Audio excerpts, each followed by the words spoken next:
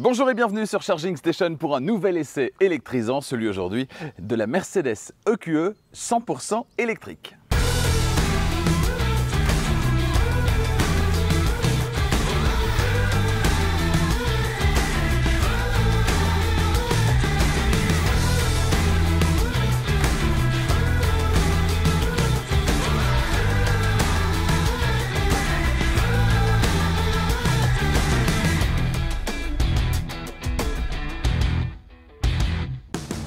Cet essai vous est proposé par Arval, solution de leasing pour professionnels et particuliers, et Autoscout 24, la plus grande plateforme en ligne de voitures neuves et d'occasion en Europe. Après l'essai il y a quelques semaines de la grande Mercedes EQS, place à l'essai donc de sa petite sœur aujourd'hui, la Mercedes EQE, elle aussi 100% électrique, une berline aux dimensions plus raisonnable, mais au contenu technologique tout aussi riche que celui de sa grande sœur, la Mercedes EQS. Tableau de bord MBUX Hyperscreen, phare Digital Light avec fonction de projection, suspension pneumatique hermétique, roue arrière directrice, assistant de changement de voie actif, etc., etc. Tout est disponible ou presque dans cette voiture, mais généralement en option. Alors, quels sont les atouts, mais aussi les faiblesses de cette Baby EQS, un joli bébé tout de même, qui est présenté ici en finition AMG Line édition de lancement? Eh bien, j'en ai pris le volant pendant une semaine. Toutes les réponses aux questions que vous vous posez se trouvent dans cet essai. Petit rappel avant de démarrer, si ce n'est pas déjà fait, n'oubliez pas de vous abonner à Charging Station et activer la clochette des notifications pour être prévenu dès qu'une nouvelle vidéo électrisante est disponible. En parlant de vidéo électrisante, je peux vous dire que dimanche prochain à 18 h, vous serez certainement très nombreux à rejoindre Charging Station pour visionner cet essai très attendu, celui de la Renault Mégane E-Tech électrique, la toute nouvelle Renault Mégane qui n'existe qu'en 100% électrique, une voiture très prometteuse, un essai que vous attendez, je le sais, avec grande impatience. D'autres essais tout aussi électrisants durant les semaines suivantes, durant cet été 2022, je vous en reparle tout à l'heure. Avec un empattement plus court de 9 cm que celui de sa grande sœur et 27 cm de moins en longueur totale, cette Mercedes EQE paraît naturellement plus ramassée. Au niveau des codes stylistiques, elle reprend ceux à quelques détails près de sa grande sœur, peut-être un petit peu trop, diront certains. Par contre, eh bien, ce côté plus ramassé lui donne un air plus dynamique que celui de sa grande sœur, la Mercedes EQS. Les dimensions de cette Mercedes EQE, 4,95 m c'est sa longueur, 1,96 m c'est sa largeur, 2,10 m avec les rétroviseurs et 1,51 m c'est sa hauteur, 3,12 m soit 9 cm de moins, on l'a dit, que sur la EQS, eh bien c'est l'empattement, la longueur de l'empattement de cette Mercedes EQE, c'est-à-dire la distance entre les roues avant et les roues arrière. Notez ce détail qui n'en est pas un, il faut le dire, cette calandre Black Panel qui est commune à toutes les voitures de la gamme EQ de Mercedes, les voitures 100% électriques, eh bien elle peut être en option, et c'est le cas sur cette voiture, ornée d'une constellation d'étoiles Mercedes so chic. Et vous, que pensez-vous de l'extérieur de cette Mercedes EQE? Eh bien dites-le moi dans les commentaires. Techniquement, cette version 350+, l'actuelle entrée de gamme de la gamme EQE, dispose d'un seul moteur, un moteur synchrone à aimant permanent situé à l'arrière. Il entraîne les roues arrière. Cette voiture est donc une propulsion. Il développe 292 chevaux pour 565 Nm de couple et un 0 à 100 abattu en 6,4 secondes. Vous voulez plus de puissance, plus de performance? Eh bien dans ce cas-là, n'optez pas pour une version AMG Line, c'est-à-dire un look AMG, mais plutôt pour une vraie version AMG à 2 moteurs et 4 roues motrices. La version AMG 43 4MATIC, par exemple, qui revendique 476 chevaux et un 0 à 100 en 4,2 secondes, ou bien la version ultime AMG 53 4MATIC Plus, qui elle affiche 626 chevaux et un 0 à 100 réalisé en 3,5 secondes, un chrono qui peut encore être légèrement amélioré en optant pour le pack AMG Dynamic Plus, qui lui affole les compteurs avec 687 chevaux, un couple de plus de 1000 Nm, 1020 pour être précis, et un 0 à 100 qui chute à 3,3 secondes. 90,6 kWh, c'est la capacité du pack de batterie haute tension qui équipe cette voiture, cette Mercedes EQE. C'est le cas d'ailleurs de toutes les versions de la Mercedes EQE. C'est le même pack de batterie situé évidemment dans le plancher de la voiture. Ça doit autoriser à cette EQE une autonomie totale jusqu'à 660 km. Alors ce sera selon les versions et bien sûr en théorie selon la norme WLTP. Mais qu'en est-il dans la pratique? Eh bien au terme d'une semaine à son volant, je vous dévoile les vrais chiffres tout à l'heure. Et ils sont plutôt pas mal.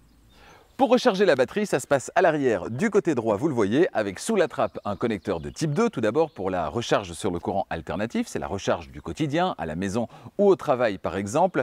Ce connecteur de type 2, il est relié à un chargeur embarqué de 11 kW de série, mais en option, il est possible d'aller jusqu'à 22 kW et ça c'est bien vu Mercedes. Au niveau des temps de recharge, pour une recharge complète sur le courant alternatif via ce connecteur de type 2, comptez moins de 8h30 avec le chargeur embarqué de 11 kW et naturellement moins de 4h30 avec le chargeur embarqué de 22 kW en option. Il est possible évidemment de recharger également sur le courant continu grâce à la somme des deux connecteurs ici, c'est-à-dire le connecteur combo CCS.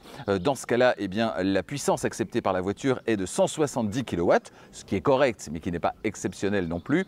Au niveau des temps de recharge, comptez une trentaine de minutes pour passer de 10 à 80% de capacité de batterie et vous pourrez par exemple récupérer sur un superchargeur. C'est important, le long de la route, lors des longs trajets par exemple, eh bien, vous pourrez récupérer en seulement 15 minutes 250 km d'autonomie. Alors quand je vous parle de 170 kW à un chargeur rapide, c'est 170 kW en théorie dans les meilleures conditions. Il faut savoir que la capacité qu'aura cette voiture à emmagasiner un maximum d'énergie sur un chargeur rapide, eh bien, elle va dépendre de beaucoup de paramètres. La température de la batterie au moment où vous voulez recharger, également le niveau de la batterie.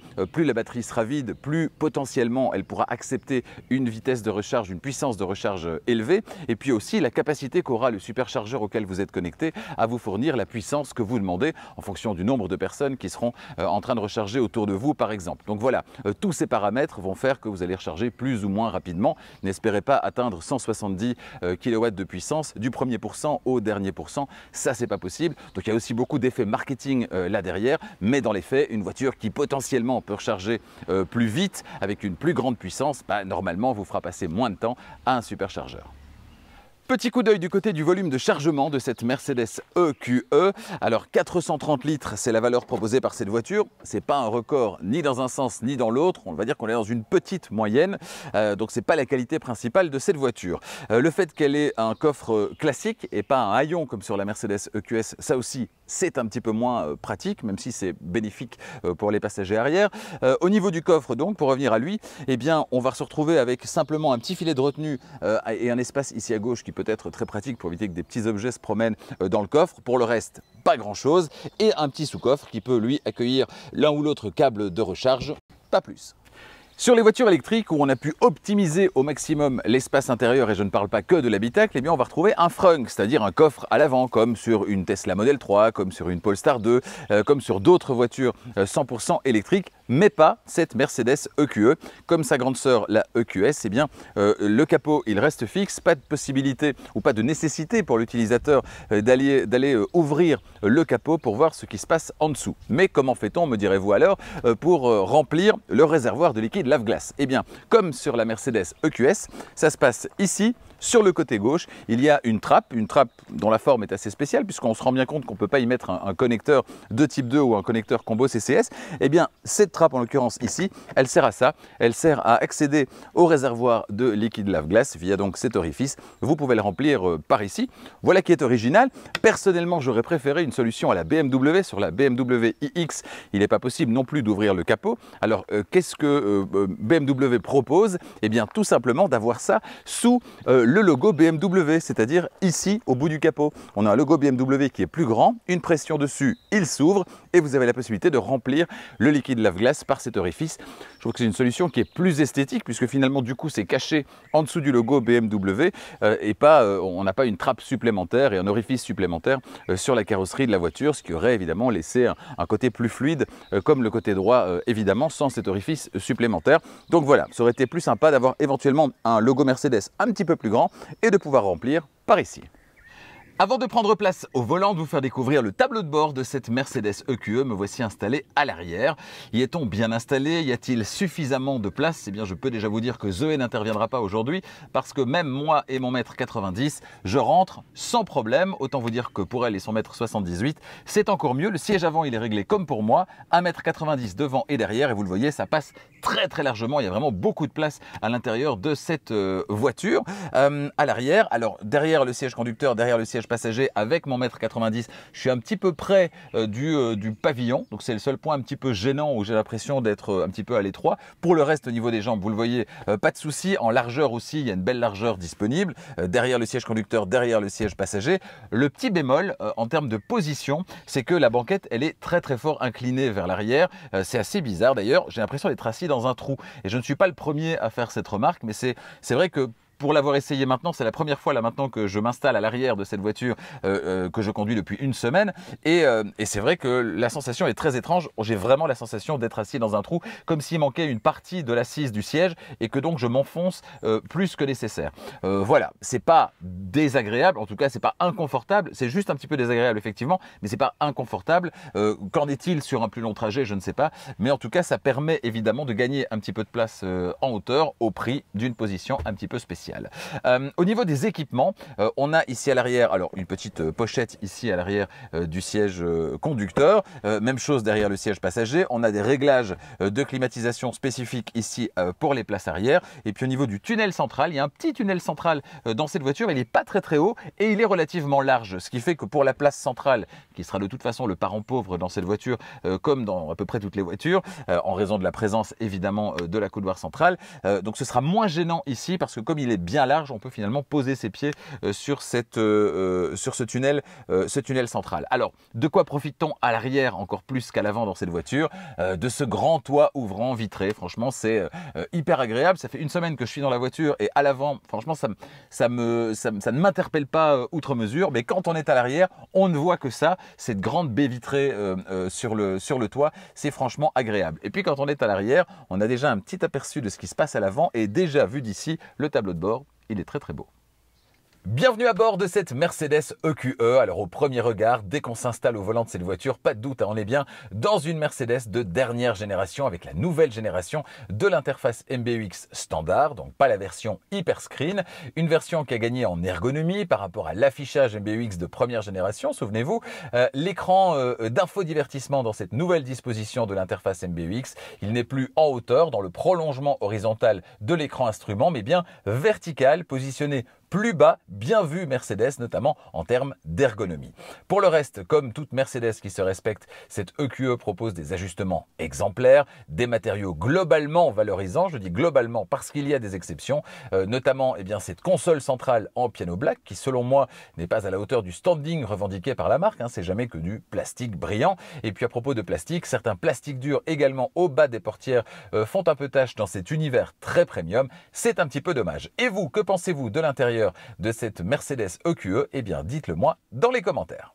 Avant de vous parler plus spécifiquement de l'interface d'infodivertissement, avant de prendre la route, je vous propose à présent une description de l'intérieur de cette voiture. Au niveau de la portière conducteur, en partie haute, on va retrouver le verrouillage centralisé, la poignée d'ouverture, les réglages du siège électrique, ainsi que les boutons d'activation-désactivation, du chauffage et de la ventilation du siège qu'on retrouve également du côté passager dans cette voiture. En partie intermédiaire, les vitres et rétroviseurs électriques. Et puis en bas, enfin, on va retrouver la commande électrique d'ouverture, fermeture du coffre, ainsi qu'un vide-poche.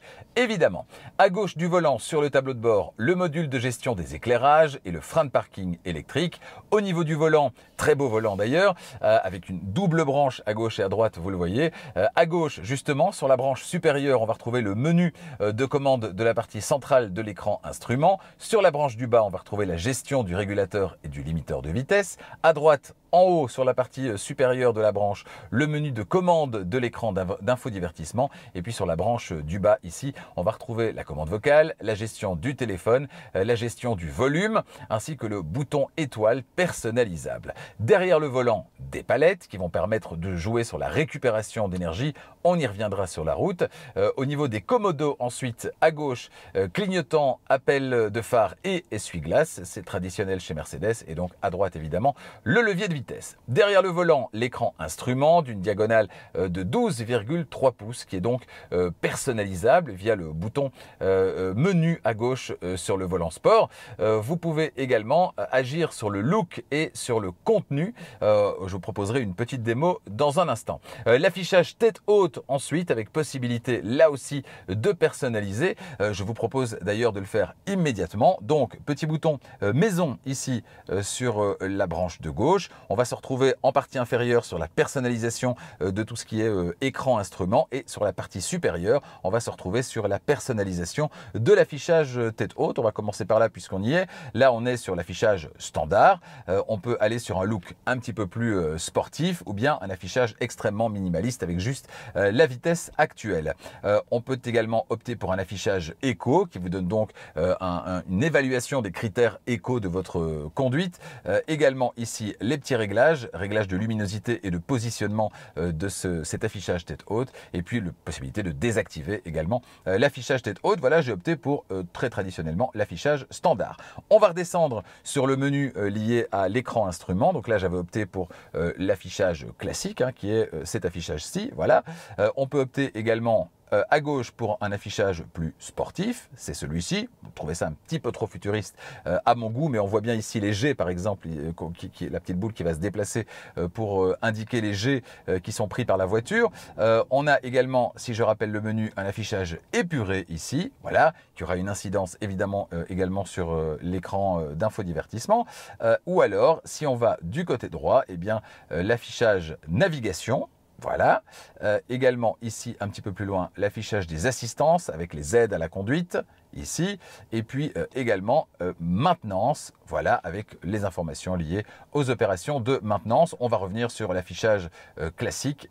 Voilà, qui est celui que personnellement j'ai préféré voilà, dans cette voiture, avec la disposition qui moi me convient bien, une disposition finalement assez traditionnelle. Le deuxième écran ensuite positionné donc au centre du tableau de bord, c'est l'écran d'infodivertissement. Il mesure lui 12,8 pouces de diamètre et on en détaillera le contenu dans un instant. À gauche de l'écran d'infodivertissement, le bouton de démarrage ici, dommage qu'il soit encore nécessaire d'appuyer dessus, j'en reparlerai tout à l'heure. Sous l'écran d'infodivertissement, une ligne de commande avec de gauche à droite les modes de conduite qu'on évoquera sur la route, l'appel du menu caméra, le menu EQ spécifique à la partie électrique, les fonctions de la voiture, un menu qu'on va retrouver également en faisant un petit slide down depuis le haut. Ici, vous voyez, on voit déjà que le menu est assez fluide en termes d'utilisation, c'est une bonne nouvelle. Ensuite, on va retrouver les feux de détresse, le capteur d'empreinte, le bouton de marche-arrêt de l'écran, le bouton mute, donc pour muter le volume du système audio, et précisément les réglages du volume qui sont donc accessibles également depuis la place passager. Alors, revenons sur le menu caméra. Si j'appuie ici, je vais avoir droit à la vue caméra proposée par la voiture. Alors ici, c'est la vue caméra automatique, mais je peux décider manuellement, voilà, de vouloir voir de manière spécifique l'un ou l'autre angle de la voiture. Vous voyez que c'est très fluide, le rendu est vraiment très convaincant dans cette voiture. C'est assez sympa, on va la remettre en positionnement automatique. On peut aussi appeler des angles spécifiques, comme par exemple ici l'avant de la voiture, ici l'arrière de la voiture, ici le côté gauche, vous voyez, et on peut encore se déplacer une fois qu'on est sur un angle spécifique, ou ici le côté droit. Voilà, notez petite coquetterie supplémentaire que la voiture est présentée dans la bonne couleur, à savoir la voiture dans laquelle je me trouve. Voilà, c'est plutôt sympa, c'est plutôt bien fait. Et alors vous avez ici une position GPS que vous pouvez enregistrer. Ça veut dire que automatiquement à cet endroit, si je le choisis comme je viens de le faire, eh bien la vue GPS, la vue caméra s'affichera automatiquement en fonction de la position GPS de la voiture. Ça, c'est pour les vues caméra. Vous avez aussi l'aide au stationnement. Voilà, pour une recherche de place de parking et une aide au stationnement de cette voiture. Ça, c'était pour le bouton caméra ici.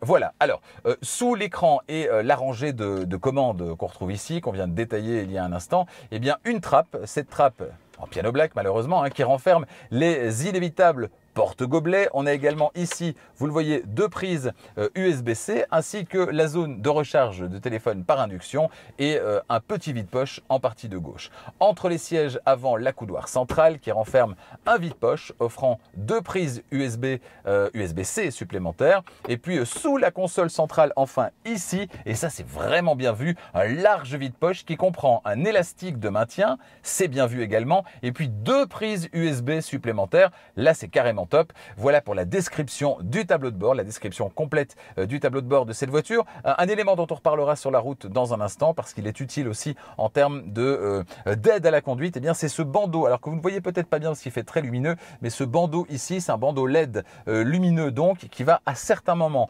changer de couleur. À quelles occasions? Eh bien pour le savoir, restez là. Avant de prendre la route, petit coup d'œil du côté de l'interface MBUX de dernière génération présente dans cette voiture. Donc c'est pas la version MBUX Hyperscreen matérialisée sur ce tableau de bord par le bois qu'on va retrouver derrière l'écran. C'est la version MBUX standard de nouvelle génération, je le disais, avec donc la partie infodivertissement plutôt verticale, plus accessible, plus ergonomique que la version avec le bandeau ici de manière horizontale dans le prolongement de l'écran instrument. Au niveau de l'écran, qu'est-ce qu'on y retrouve? Eh bien, en partie supérieure, ce fameux menu qui nous permet d'accéder rapidement aux fonctions de la voiture, également à tous les réglages via ce petit bouton. On se retrouve du coup dans le menu classique voiture. Également ici, quand on baisse ce menu, on peut se retrouver du côté des favoris avec des favoris que vous allez pouvoir, et ça c'est intéressant, rajouter. Ici par exemple, j'ai rajouté 2 radios dans les favoris qui sont donc directement accessibles avec un slide down à partir du sommet de l'écran, et vous pouvez donc accéder à pas mal de choses, que ce soit des fonctions de la voiture, que ce soit des raccourcis pour le système audio, etc., etc. Donc j'ai trouvé ça plutôt malin, plutôt sympa. L'aide au stationnement par exemple, etc., etc. Le massage, j'en passe et des meilleurs. Ça va vous éviter d'aller plus loin dans les menus pour les fonctions que vous allez utiliser régulièrement. Vous allez pouvoir les rassembler ici à partir du sommet de l'écran. Les notifications, là aussi, vous le voyez, sont disponibles. Juste en dessous, on aura le champ de recherche. On aura ici, eh bien, de nouveau le menu, l'accès direct aux favoris. Et puis ici, le profil utilisateur. En haut, les connexions, l'heure également. Ici, on a une version minimaliste de l'environnement dans lequel on se trouve, du système de navigation, mais de manière un petit peu minimaliste en fond d'écran. Et alors, au niveau des menus, on va démarrer à gauche par le menu EQ, qui est le menu qui, en fait, va rassembler toutes les fonctions électriques de la voiture, fonctions liées à la programmation de la charge, par rapport à l'autonomie également, là le véhicule est éteint donc on ne voit rien, et puis par rapport à la consommation également, toutes les fonctions sont accessibles donc via ce menu EQ. Des raccourcis ici, vous le voyez, hein, raccourcis vers le menu autonomie ici et raccourcis vers la consommation, donc sans devoir rentrer dans le menu, ces 2 menus spécifiques là vous pouvez y accéder directement ici. C'est le cas également pour la navigation, vous pouvez rentrer là aussi dans des menus spécifiques juste en dessous ou appuyer sur le bouton navigation. Et dans ce cas-là, vous allez traditionnellement vers le menu général. Alors, menu général qui permet dans cette voiture, et ça c'est très très bien, d'être extrêmement intelligent en termes de recharge. Cette voiture, elle est chargée à 80 et quelques %, donc elle dispose d'assez d'énergie pour faire quelques centaines de kilomètres, mais pas pour descendre dans le sud de la France. Si je veux aller dans le sud de la France maintenant, dernière destination, alors Disneyland Paris, on va pas le faire. Bon, je vais l'écrire manuellement. On va aller à Marseille par exemple. Marseille. Ah, voilà, je crois qu'il l'a déjà. Voilà.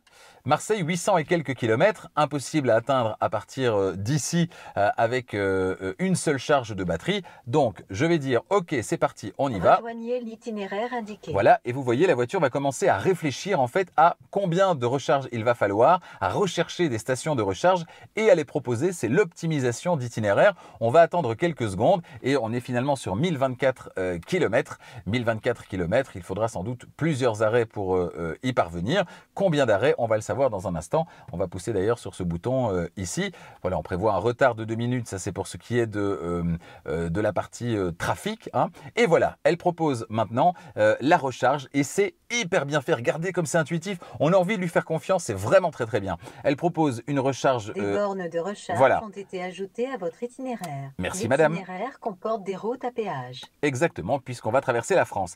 Donc ici, on a la station Ionity du côté de Mézières. Ici, une station Ionity du côté de La Salle.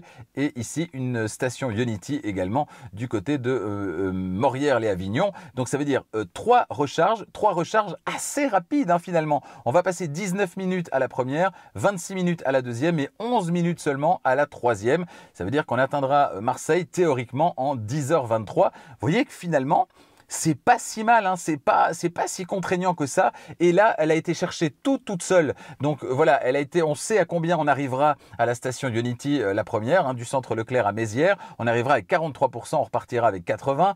La deuxième, on arrivera avec 7%, on repartira avec 71%. Et la troisième, on arrivera avec 7% et on repartira avec 30%. Et l'arrivée, on y sera à Marseille avec 10%. Donc j'ai trouvé ça vraiment très bien fait. Voilà, il n'y a plus de ralentissement en l'occurrence maintenant.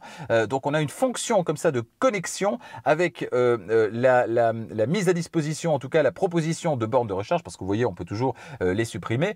Mais j'ai trouvé ça vraiment très intéressant. On arrivera du coup à Marseille en France à 23h en partant à 12h39 qui est l'heure actuelle. Et puis on a toujours des petits raccourcis ici vers les dernières destinations, les bornes de recharge, parking et restaurant. Voilà, j'ai trouvé ça vraiment très bien, très chouette par rapport à ce qui est proposé dans cette voiture, dans cette Mercedes EQE en termes de qualité de vie finalement. Dans une voiture électrique, on le sait, sur un long trajet, c'est toujours un petit peu stressant les bornes de recharge et j'ai trouvé ça extrêmement performant. Alors par contre, ce qu'elle ne dit pas, c'est s'il y a de la place à ces bornes de recharge.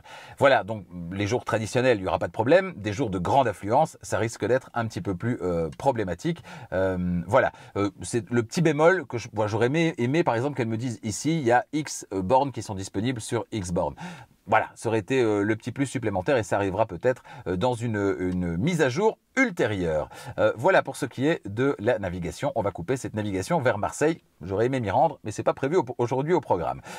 Au niveau du téléphone, bon, c'est du traditionnel. La radio, c'est traditionnel également. Si ce n'est que j'aime beaucoup le menu de navigation de la radio de cette Mercedes EQE, de l'interface MBUX en général. Vous voyez que c'est extrêmement chouette. C'est très réactif et puis c'est visuellement assez intéressant. On peut d'ailleurs avoir ça en gros plan. C'est pas mal aussi. Au niveau des favoris aussi, vous pouvez naviguer entre vos stations favorites. Ça aussi, je trouve ça pas mal. Et puis, vous avez accès à TuneIn Radio également pour ceux que ça intéresse. Les médias, Bluetooth et compagnie. Les applications également. Les fonctions de confort. Les réglages de la voiture, c'est le bouton voiture. Les infos liées à l'utilisation de la voiture et l'intégration smartphone.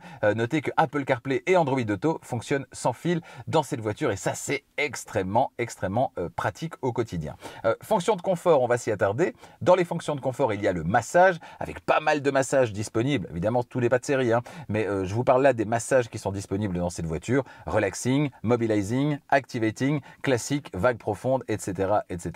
On a les sièges, avec le positionnement automatique du siège. J'y reviendrai quand on sera sur la route. Et puis les éclairages d'ambiance, avec ce bandeau LED qui fait le tour de la voiture, qu'on va pouvoir faire changer de couleur. Voilà, faire changer de couleur avec du bleu par exemple, du rose, toute couleur qui vous plaira. Moi je suis plutôt pour les tons relativement neutres, vous le voyez, avec possibilité d'avoir des effets multicolores, etc.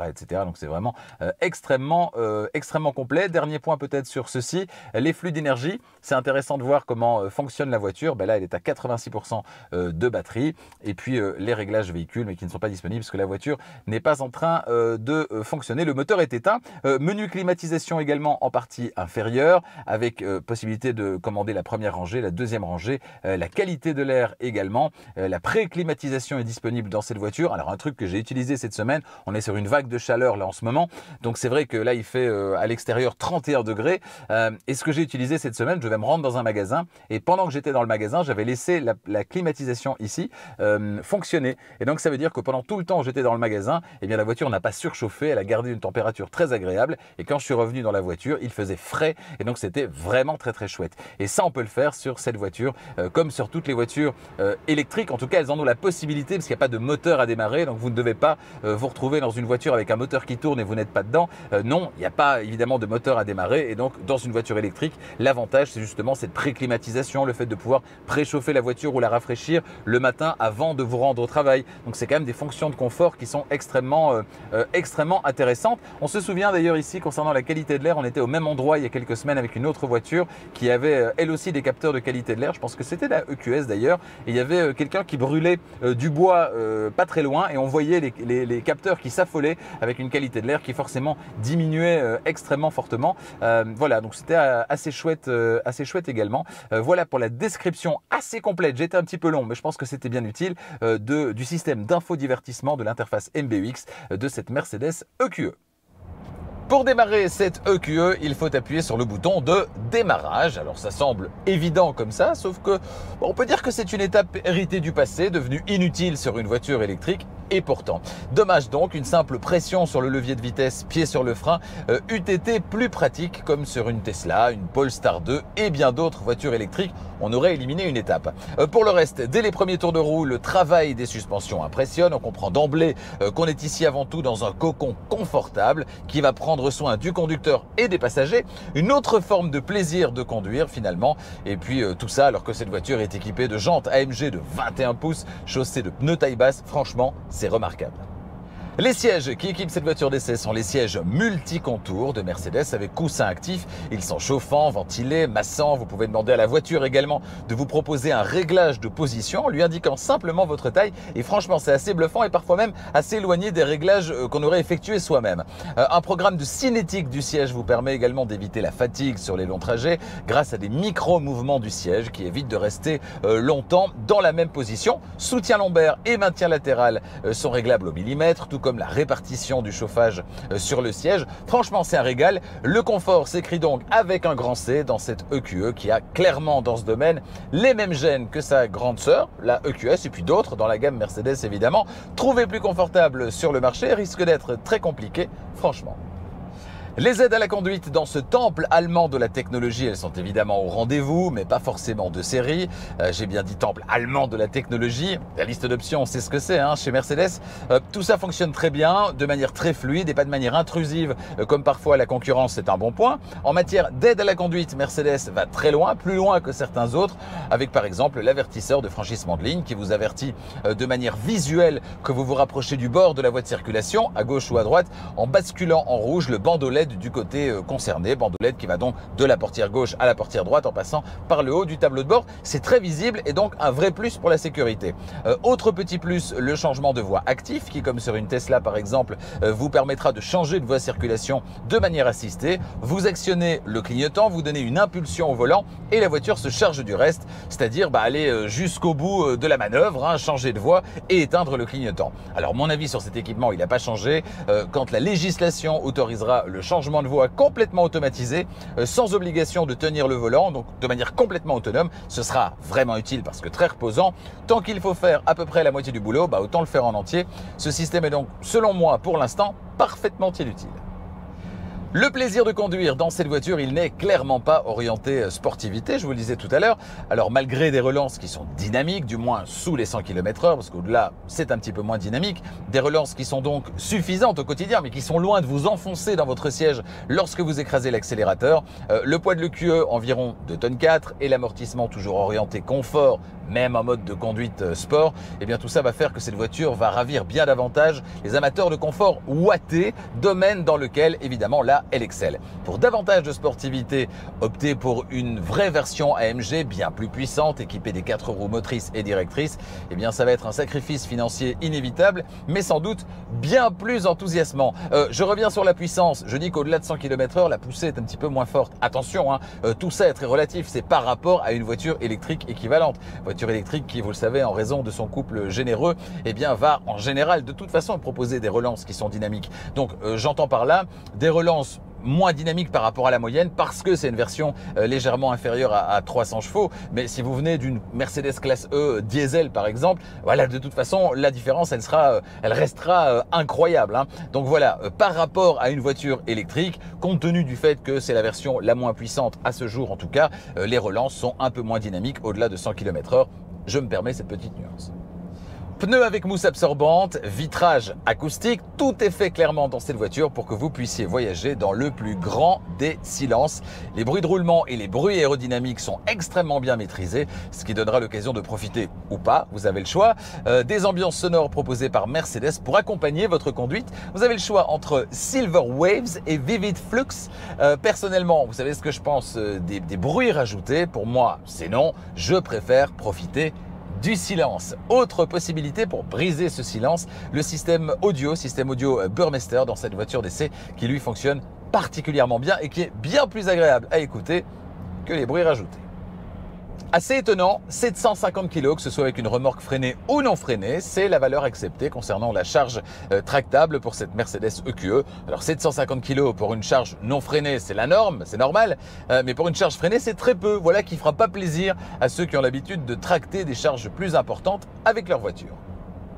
Éco, normal, sport et individuel sont les 4 modes de conduite disponibles dans cette EQE, c'est du classique. Ils agissent sur la réponse moteur, les suspensions, la direction, l'ESP et l'accompagnement sonore que j'évoquais il y a un instant. De manière assez classique, le mode éco, c'est pour aller plus loin sur une seule charge en dégradant légèrement les performances. Le mode normal, c'est le bon compromis entre consommation et sportivité.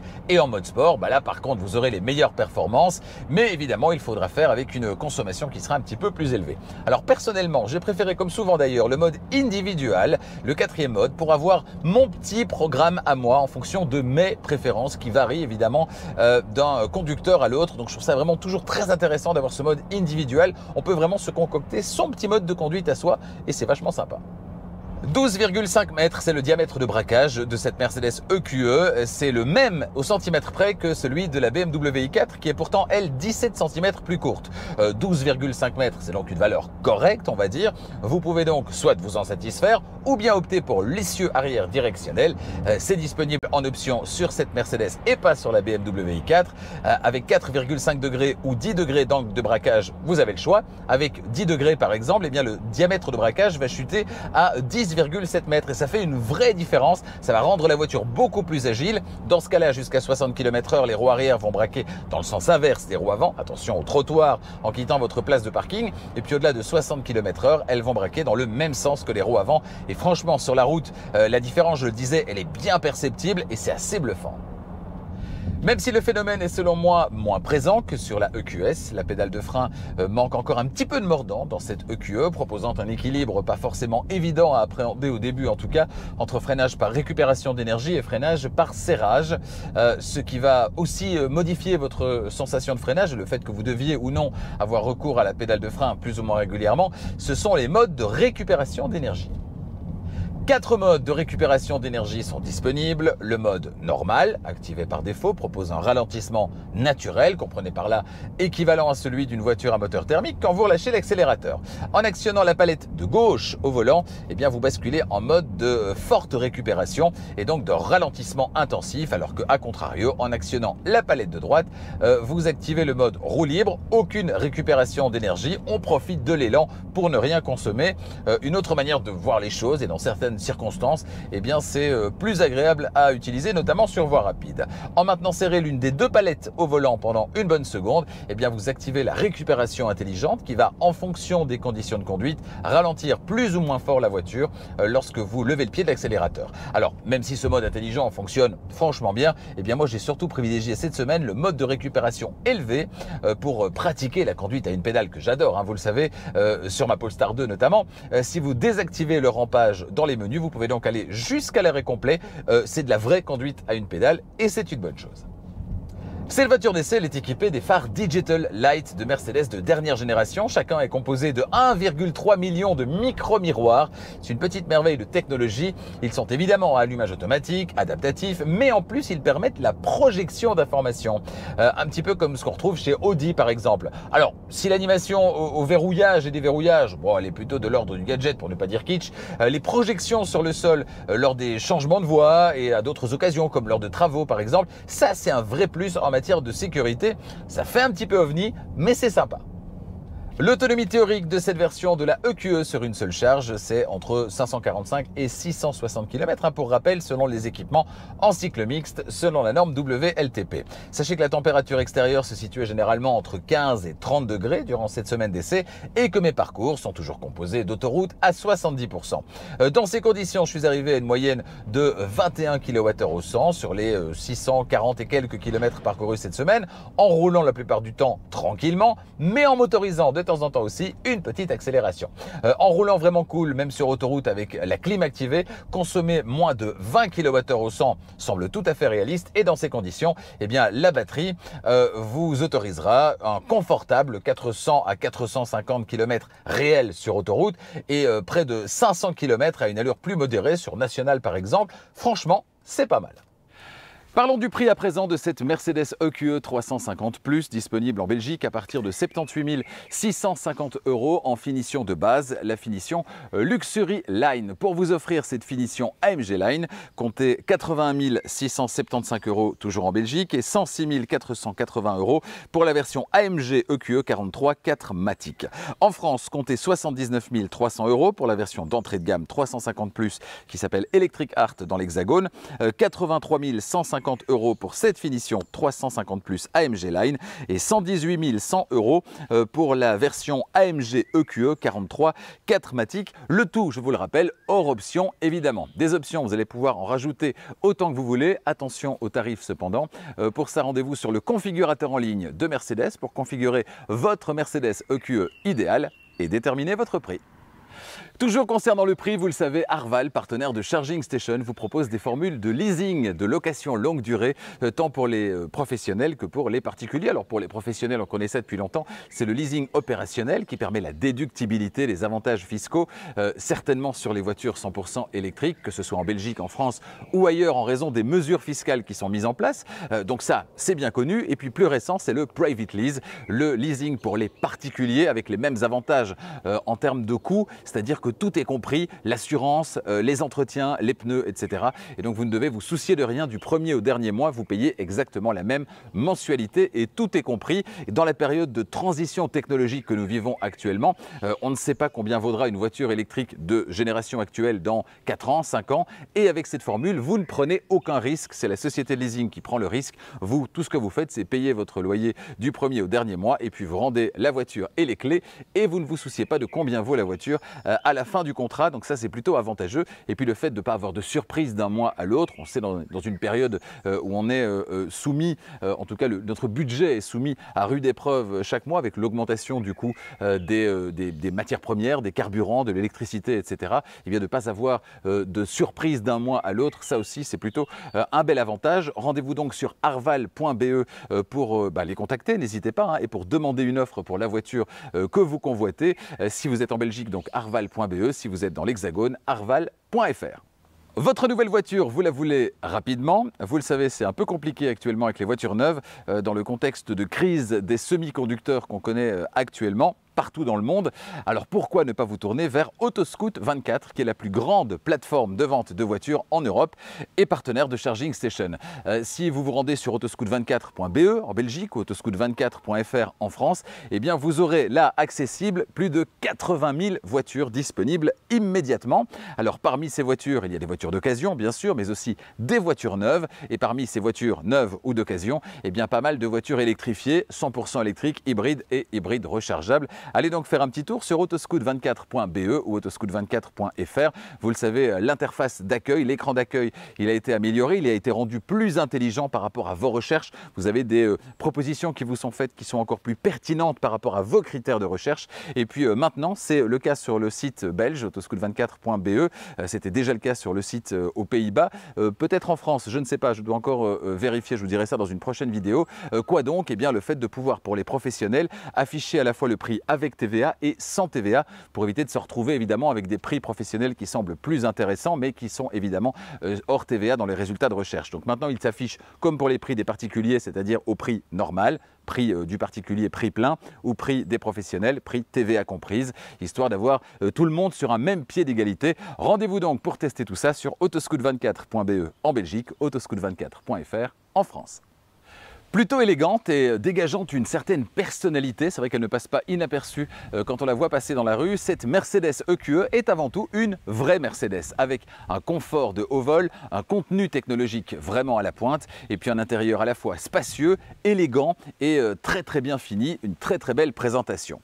C'est clairement la reine des longs trajets grâce à son confort mais aussi grâce à son GPS intelligent qui prend en charge les arrêts aux bornes de recharge, de quoi voyager sereinement en famille. Alors quelques bémols bémols qui viennent toutefois légèrement assombrir le tableau, comme le piano black sur la console centrale qui fait un peu tache dans cet intérieur premium, tout comme d'ailleurs certains plastiques au bas des portières, ou encore le coffre dont la capacité est loin d'être ébouriffante, ainsi que l'accessibilité aussi qui pourrait être meilleure avec un haillon évidemment, ce qui n'est pas le cas sur cette EQE. À part ça, rien à dire, cette EQE n'a pas à rougir, ni au sein de la gamme Mercedes, ni face à la concurrence, une concurrence encore timide en ce moment, et on le sait, arriver en premier sur un marché aussi concurrentiel, ça aussi c'est un sacré avantage. A bientôt sur Charging Station pour d'autres essais électrisants. La semaine prochaine, je vous le disais tout à l'heure, rendez-vous chez Renault avec la Renault Mégane E-Tech électrique. Un essai très attendu par vous comme par moi d'ailleurs. On ira ensuite chez MG avec le premier break 100% électrique, ce sera la MG5. Un autre break durant cet été, ce sera chez Peugeot avec la 308 break hybride rechargeable. C'est vrai que la tendance elle est plutôt au SUV en ce moment, plus qu'au break, mais il y en a qui préfèrent quand même les breaks. Et du coup, on aura deux breaks là à essayer durant les prochaines semaines. Un premier 100% électrique chez MG et l'autre hybride rechargeable, ce sera chez Peugeot. Entre les deux, on ira chez Lynk & Co dans la galaxie Geely, le chinois Geely auquel appartient Lynk & Co, mais également Polestar ou encore Volvo. On essayera la Lynk & Co 01, sorte de clone super équipé de la Volvo XC40. On verra ce que ça donne, notamment en termes de rendu à l'intérieur, en termes de qualité de fabrication, de performance également. Pour ça, rendez-vous donc dans les prochaines semaines sur Charging Station. L'occasion maintenant de vous abonner. Abonnez-vous, activez la clochette des notifications pour être prévenu dès qu'une nouvelle vidéo électrisante est disponible. Si vous voulez obtenir un peu plus, en donnant un petit peu plus, contre un tout petit euro, c'est moins d'1 € par mois, et bien vous pouvez aussi activer la souscription en cliquant sur le bouton rejoindre à partir d'un ordinateur. Et bien dans ce cas-là, vous aurez accès aux vidéos dès qu'elles sont uploadées sur la plateforme, sans attendre le dimanche à 18 h, donc parfois avec près d'une semaine d'avance sur la diffusion du dimanche à 18 h. Donc pour ça, activez la souscription. Vous pouvez toujours, pour soutenir la chaîne, on vous rappelle qu'on est cap sur les 50 000 abonnés. Là, ce sera avant la fin de cette année, je l'espère.